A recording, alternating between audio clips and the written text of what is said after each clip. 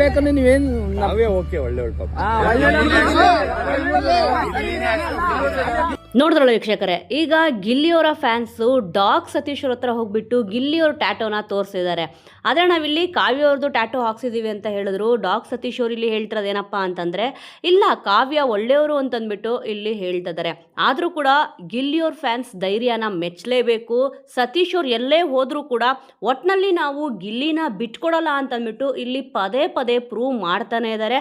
ಅದರಲ್ಲೂ ಕೂಡ ಸತೀಶ್ ಅವರು ಅವ್ರು ಹೇಳಿದ್ದನ್ನೇ ಕೂಡ ಇಲ್ಲಿ ಹೇಳ್ತಾ ಇದ್ದಾರೆ. ಅಂದರೆ ಗಿಲ್ಲಿಯವ್ರ ಟ್ಯಾಟೋ ನೋಡಿದ ತಕ್ಷಣನೇ ಅವ್ರ ಮುಖದಲ್ಲಿ ಸ್ಮೈಲ್ ಬಂತು. ಯಾಕಂದರೆ ಅವ್ರದ್ದು ಒಂದು ಕೂಡ ಟ್ಯಾಟೋ ಯಾರು ಕೂಡ ಹಾಕಿಸ್ಕೊಂಡಿಲ್ಲ ಸತೀಶ್ ಅವರು ಪ್ರತಿ ಸತಿ ಕೂಡ ಇಲ್ಲಿ ಹೇಳ್ತಾನೆ ಇದ್ರು, ಇಲ್ಲ ನಾನು ಸಿಕ್ಕಾಪಟ್ಟೆ ಇಲ್ಲಿ ಫೇಮಸ್ ಆಗಿಬಿಟ್ಟಿದ್ದೀನಿ, ಹಾಗೆ ಮಾಡಿಬಿಟ್ಟಿದ್ದೀನಿ, ಹೀಗೆ ಮಾಡಿಬಿಟ್ಟಿದ್ದೀನಿ ಅಂತಂದ್ಬಿಟ್ಟು. ಆದರೂ ಕೂಡ ಸತೀಶ್ ಅವ್ರದ್ದು ಯಾರೂ ಕೂಡ ಒಬ್ಬರು ಕೂಡ ಟ್ಯಾಟೋನ ಹಾಕಿಸ್ಕೊಂಡೇ ಇಲ್ಲ. ಆದರೆ ನಿಜವಾದ ಅಭಿಮಾನಿಗಳು ಅಂತಂದರೆ ಗಿಲ್ಲಿಯವ್ರ ಫ್ಯಾನ್ಸ್ ಅಂತಲೇ ಇಲ್ಲಿ ಹೇಳ್ಬೋದು.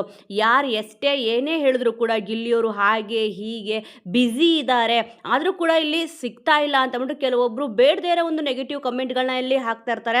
ಮತ್ತು ಇಲ್ಲಿ ಫ್ಯಾನ್ಸ್ನೇ ಮೀಟ್ ಆಗೋಕ್ಕಾಗಲ್ವಾ ಅಂತಂದ್ಬಿಟ್ಟು ಇಲ್ಲಿ ಹೇಳಿರೋದು ಕೂಡ ಉಂಟು ಕೆಲವೊಬ್ಬರು ಅಭಿಮಾನಿಗಳು.